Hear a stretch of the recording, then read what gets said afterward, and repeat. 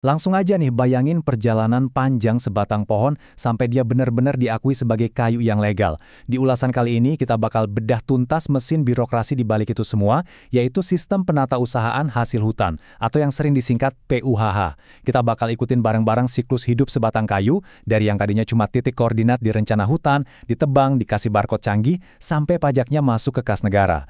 Lewat ulasan ini kita bakal lihat gimana sistem ini dirancang buat mastiin nggak ada satupun kayu ilegal yang lolos, sekaligus jaga hutan kita tetap lestari.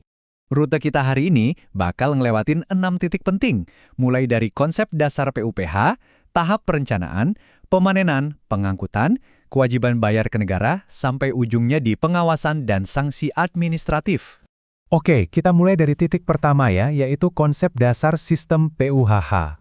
Inti dari sistem ini tuh sebenarnya jelas banget, yaitu melindungi aset negara kita.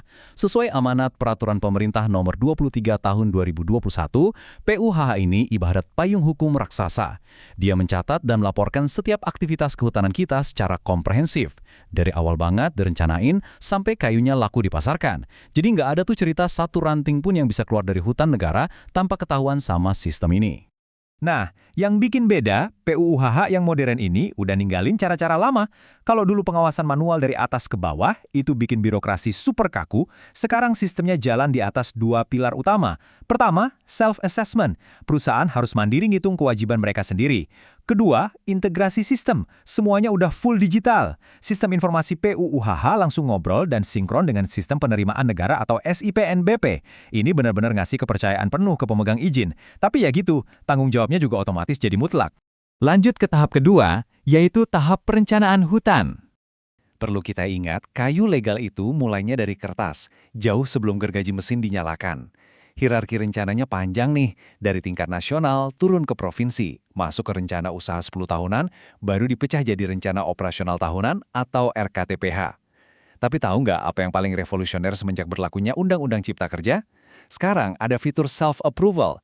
Direktur perusahaan bisa langsung ngesain rencana tahunannya sendiri tanpa nunggu stempel dari dinas lagi. Tapi awas, kebebasan ini diikat kuat sama fakta integritas. Salah langkah sedikit aja, urusannya bakal panjang.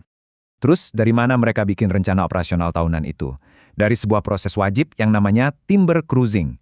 Ini bukan sekedar jalan-jalan santai di hutan loh, ini bener-bener sensus pohon 100%. Teknisi ahli bersertifikat yang disebut Ganis PH bakal turun langsung buat ngitung dan metain tiap batang pohon yang mau ditebang. Hasilnya, berupa laporan hasil cruising, bakal jadi baseline atau data absolut penentu target produksi dan hitungan uang ke depannya. Kita masuk ke tahap ketiga sekarang, pemanenan dan laporan produksi.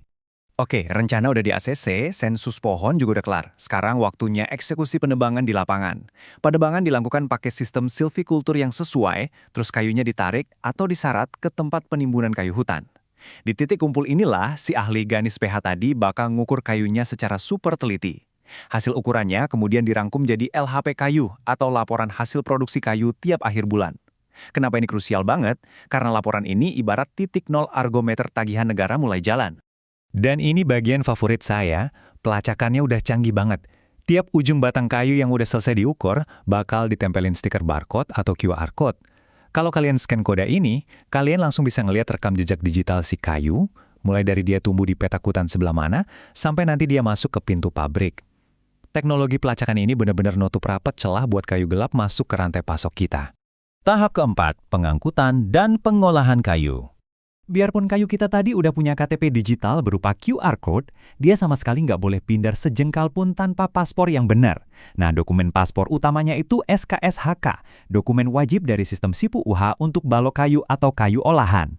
Tapi paspor ini ada jenis-jenisnya ya, tergantung asal-usul kayunya. Ada nota angkutan buat jenis kayu spesifik atau arang, terus ada juga SAKR yang khusus untuk kayu dari hutan milik rakyat.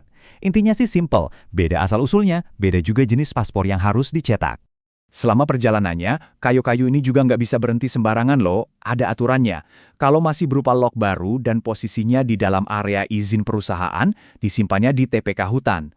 Kalau buat transit di luar area konsesi, namanya TPK antara. Terus ada lagi TPKB, nah ini tempat penampungan terdaftar yang benar-benar cuma buat nyimpen. Nggak boleh ada gergaji atau aktivitas pengolahan sedikit pun di situ. Baru deh kalau udah masuk ke industri primer, kayunya boleh diolah. Tapi tetap aja perbandingan konversi bahan baku dan hasil jadinya wajib dilaporkan secara online. Lanjut ke tahap kelima, nah ini mungkin yang paling penting buat negara kita. Kewajiban pembayaran PNBP. Sebelum paspor jalan SKSHK tadi bisa dicetak, kayu ini wajib banget menunaikan kewajiban bayar ke kas negara. Di dunia kehutanan emang banyak banget singkatan, tapi gampangnya kita harus paham 3 iuran utama ini. Pertama, IPPPH, ini semacam biaya awal saat perizinan terbit yang dihitung dari luas area. Kedua, PSDH, ini ibarat harga ganti rugi atas nilai intrinsik si kayu itu sendiri. Dan yang ketiga ada dana reboisasi, ini tarifnya dibebankan dalam dolar Amerika per meter kubik, khusus buat kayu alam. Fungsinya jelas, buat modal mendanai pemulihan hutan di tempat lain. Ada satu fakta finansial yang lumayan bikin kaget di sini. Buat pemegang izin penggunaan kawasan hutan tertentu, mereka tuh diwajibkan bayar uang muka, minimal 25% dari estimasi PSDH dan dana reboisasi. Dan tebak, dari mana angkanya diambil padahal kayunya belum dipotong?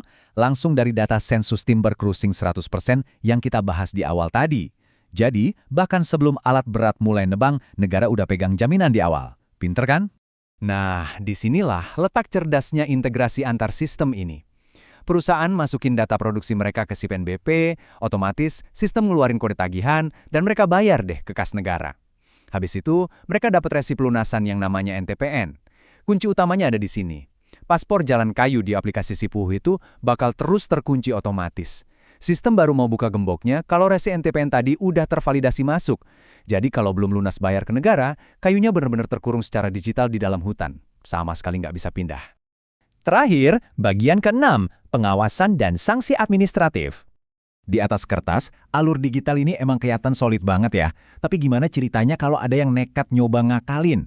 Tenang aja, sistem PUHH ini punya gigi hukum yang tajam dan berjenjang. Mulai dari sekedar teguran tertulis berturut-turut. Kalau masih ngeyel, akses aplikasi Sipuhu HH perusahaan bakal langsung dibekukan. Artinya operasional bisnis mereka otomatis lumpuh total. Terus denda uangnya juga luar biasa besar.